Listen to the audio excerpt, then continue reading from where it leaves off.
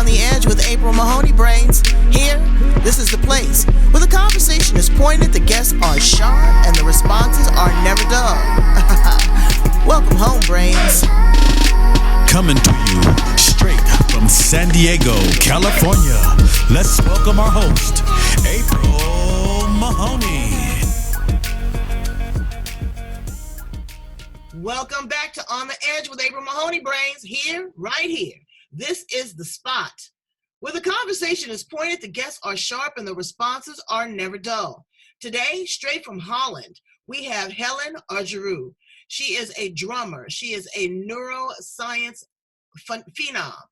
She is working with people to help us beat our brains into submission, to work with our hearts, our spirits, to create some balance and some harmony in times of uncertainty. I'm so glad to have her here with us to talk about what's going on there in Holland, the response to the pandemic that's going on, and also give us some tricks and tools on how we'll be able to survive during these chaotic times. Hello and welcome to On the Edge, Helen.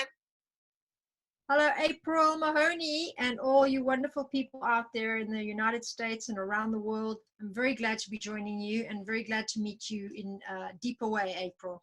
Absolutely. Well, you know, Brains, I need you to be patient with us because Zoom is on overload, okay? Everybody is on it, from teaching their children to trying to conduct business to providing information. So if you see a little sputtering or, break in it, don't take it personal. Just listen to the information because that is what is key. The visual is secondary. So tell us a little bit, Helen, about you and the work that you do there in Holland.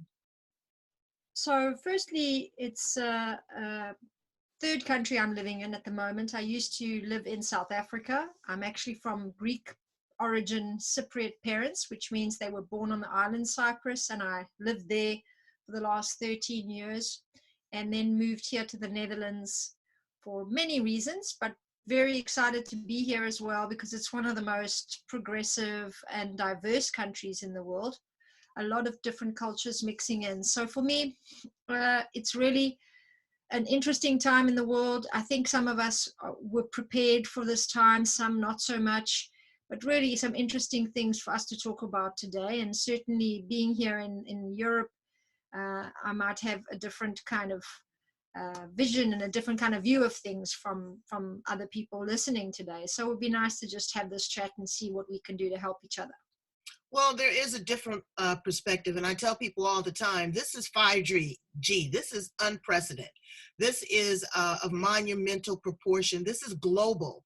It is touching all of us, and it is humbling all of us, teaching us to be more gentle to the earth, to more gentle to one another, to listen, to pay attention, to look at our resources, to look at our finances, everything. What is going on there in the Netherlands? And Brains, let me tell you something. I have just been turned on to the Netherlands. I've had like 5 guests from the Netherlands, and they are extremely progressive as what's going on with women and with culture. So tell me a little bit about how the people there are responding. Well, we've had a lockdown for a few weeks now. I think it's the second week it's getting more serious as a lockdown. So there's more insistence that people stay at home. I do have some friends who haven't been well out there, and I've been hearing the reality from them, what it looks like to be ill at this time. And then I have friends in Spain. And in fact, I run these global leader summits with women from around the world and conferences for women of truth. So in that network, I'm accessing really a global community of female leaders around the world talking about this issue and looking at how we can mobilize our leadership at the moment to really help guide and support people. So you can see that in Europe, there's quite a serious issue in Italy and Spain, very seriously hit. Netherlands, not that much, but definitely there are very serious cases and concerns about the health system crashing. And I know there are countries that are sort of behind in terms of the speed of catching up with the virus, like in Africa, South Africa. People are very much off the internet there. They have a lot of what's called load shedding. And there's a concern then about how to really support people that are also not accessing a community kind of conversation like the ones we're able to have when we're online. We're very fortunate that we have technology while we go through this. So some people are not able to have that, some do, And so there are, many different ways that I think people are going through this time. But certainly in the Netherlands, we have a lockdown, and we are taking it quite seriously to protect the health system, mainly. That's the issue. Everything is about to melt down. Talking about meltdown, I had a meltdown. Yes, brains, I had a meltdown, an emotional meltdown because of being isolated. And I talk a good game, but I also have to walk my truth. I went out and I saw a couple things. One young woman, she was trying to make her money. They were selling corn through a cart, no gloves, flipping her hair, connecting one-on-one with people. I was that woman that called the health department. On a normal day, I would have never done that, but again, not paying attention. I went to the pharmacy. I had to stand in line. I had to answer a health questionnaire just to pick up my mother's medication. I had to stand 6 feet apart. That was extremely unnerving. There was another line when you got inside. And then I asked the pharmacist for a consultation. And she had the nerve to tell me, oh, okay, do what you feel is best. That's why I'm consulting you. So my emotions went from a flicker to a flame, just with those two things. So I can only imagine what people are feeling that don't have access to healthcare, that don't have access to communication, that don't have the resources. Give us some suggestions. How can we at least calm the hell down? Yeah, it's a really, really good time to be practicing all of what you've heard about in yoga classes, in meditation conversations, in any book you've been reading about personal health and personal development. I think this is a time where our mind is very easily triggered into a stressful state because we're already sitting with a certain amount of concern about our own survival. There's adrenaline in the body, and that adrenaline sits there all day. Whenever you get stressed, you have that adrenaline. Now, if you're in situations like this where you're forced into isolation or forced to change your habits, you can really just empathize with people in prisons, people who've been in wars, people who are in isolation because they're lonely and people don't visit them. These people, all of those kind of circumstances are similar to the one that we're going to experience now, because our normal coping mechanisms, our normal ways of unleashing our energy or our stress are not available to us. So that adrenaline in the body is then increasing. And as it increases to a certain point, it needs to just let rip or explode. And if you can do that rather incrementally every single day, so I would suggest to you, you do 3 very important things. You make sure that you are drinking a lot of water every day. And if you need to follow advice to stay safe from the virus, be drinking very, very warm water or hot water every hour. This is very good for the body to keep detoxing. It hydrates your system. It really helps your pathways stay very clear, and it's making you more aware of what's going on every time you do that. Second, make sure you're getting the sleep that you need. 8 hours is really advisable. Some people are too stressed to be sleeping well right now, but that's very important. And the third one is to be very conscious of your breathing. This is advice from a good friend of mine, Viola Edward, who's a breathwork trainer. This time to breathe, this slowing down that's really happening is a very, very powerful benefit. Now, it's not possible to use that benefit if you don't consciously remind yourself that there is an enormous gift in slowing down like we've been asked to do. So you need to be thinking about that your brain is getting a chance to slow down. And if you go with this, there are real benefits, and we are not just turning a situation into a magical kind of pretty picture. We are actually catalyzing change right now. There is huge benefit to the planet without all these humans running around like we normally do. We are out of the rat race for the first time ever, and we are having to consider our nurturing and care for each other and our deep levels of connection and reprioritize our lives really in a massive way. In fact, we are building at this time the new world that we want to go back into.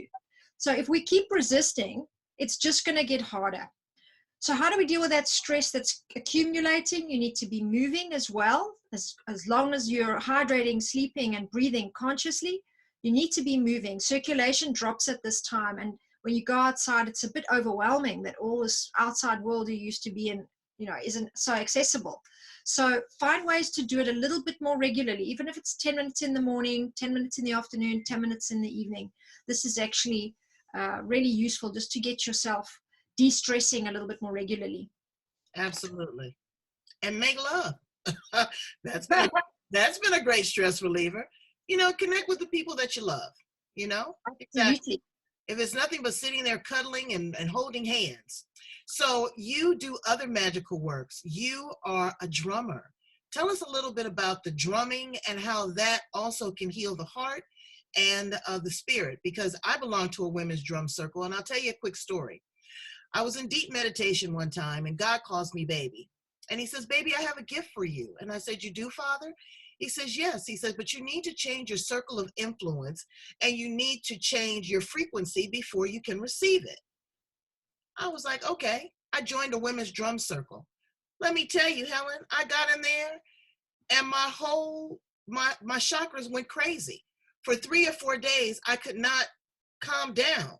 And so I come back to source and I say, Father God, now I have this. What do I do with it? I incorporated it in another networking group. I walked in, I used that power, and I'm telling you, it just put me at a whole nother level. I've seen how drumming has healed the sick.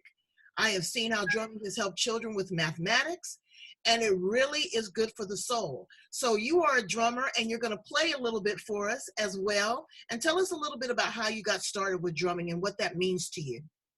Totally accidental. I was in the middle of the desert, in the middle of the southern part of Africa. There's a great place there called the Karoo. Wildflowers as far as the eye can see in the summertime, springtime. And we went there for one of these underground parties when I was still a student at university. And there was, unfortunately, a stop to the whole plan because the generators that they brought were not working. So there was no music, no sound. Everyone was camping in the middle of nowhere, and we looked around thinking we were all absolute fools for buying into this idea. And now what were we going to do for 5 days with no music? So there were these 2 instruments sitting on a couch next to me. I started playing one. My friend came over, started joining me. Every time we were listening to each other and really connected, the people on the far distance horizon line would start moving their little bodies like this, and you would see a nice little silhouette in the distance. Every time it wasn't working and there was like a kind of crashing noise between me and my friend playing together, and I was feeling frustrated, I would see those 2 people in the distance turn around, look at me, put their hands on their hips, didn't know who they were because they were so far, and really give me the message that there was an interruption to them enjoying the sunset. This really made me stop in life and think that actually there is an amazing thing going on when we are living any single moment. We are connecting with other people, whether we know it or not, and we are actually continuously communicating, whether we are conscious of it or not. This process with the drum was so fascinating because it helped me realize that when you build something that you're busy with in a constructive, loving, concentrated way, it has a very powerful effect out there.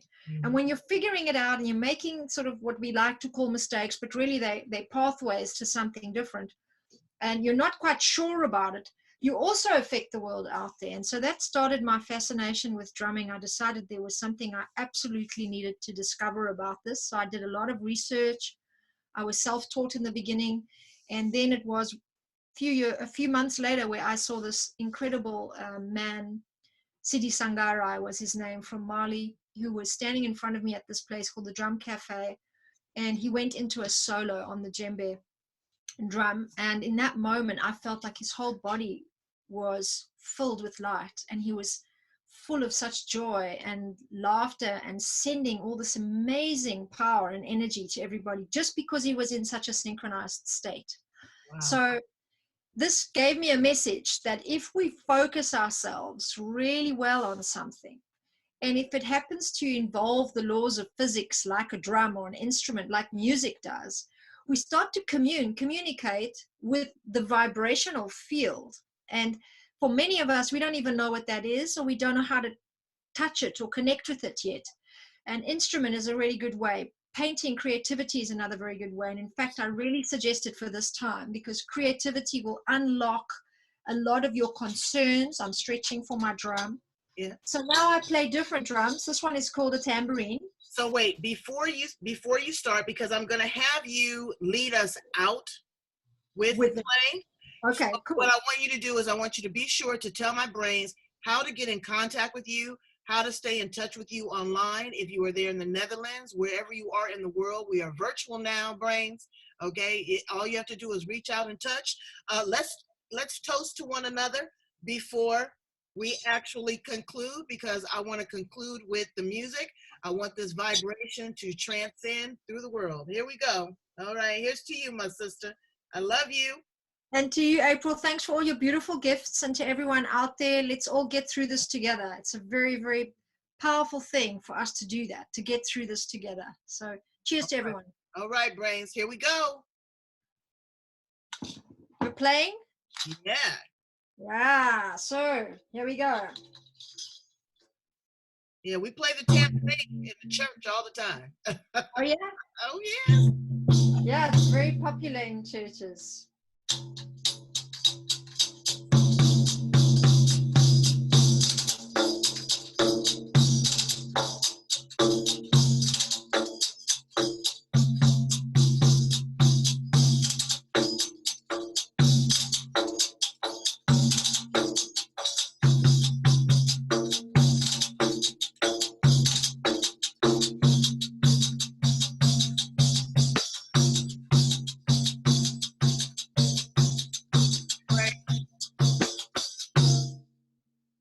Awesome, awesome, awesome. Thank you so much.